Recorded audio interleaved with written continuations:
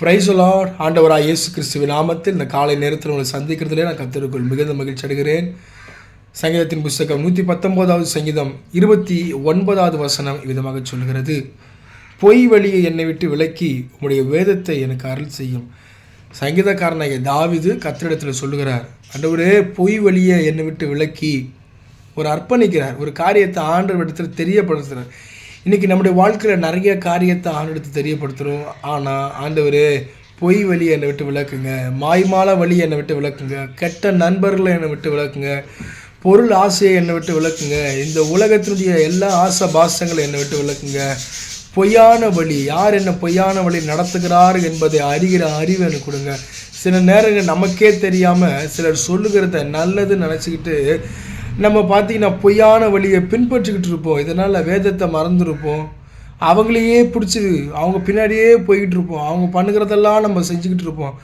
ஆனால் வேதத்தை மறந்துடுவோம், ஆவியானவரை மறந்துடுவோம், வேதத்தினுடைய நல்ல காரியங்கள் எல்லாம் மறந்துட்டு பொய்யான வழியில் போயிட்டுருப்போம். ஆனால் இன்றைக்கு ஆண்டவர் உங்களோடு கூட பேசுகிறாரு. இன்றைக்கு அப்படிப்பட்ட பொய்யான காரியங்கள் நம்மிடத்தில் இருக்குமானால் அவைகள் எல்லாம் சங்கீதக்காரனாகிய தாவீது தேவனாகிய கர்த்தரிடத்தில் சொல்லி விட்டது போல இன்றைக்கு நம்ம அதை விட்டுட்டு ஆண்டுகிட்ட சொல்லுவோம், ஆண்டவரே இப்படிப்பட்ட பொய்யான வழி என்னை விட்டு விலக்குங்க ஆண்டவரே, இனி நான் பொய்யான வழியில் நடக்கக்கூடாது, யார் என்ன பொய்யான வழியில் நடத்துகிறார் என்பதை அறிகிற அறிவு எனக்கு கொடுத்து உங்களுடைய வேதத்தை எனக்கு அருள் செய்யுங்க. உங்களுடைய வேதம் எப்படிப்பட்ட வழியை காட்டுதோ அந்த வழியில் நடக்க எனக்கு கிருபை பாராட்டுங்க.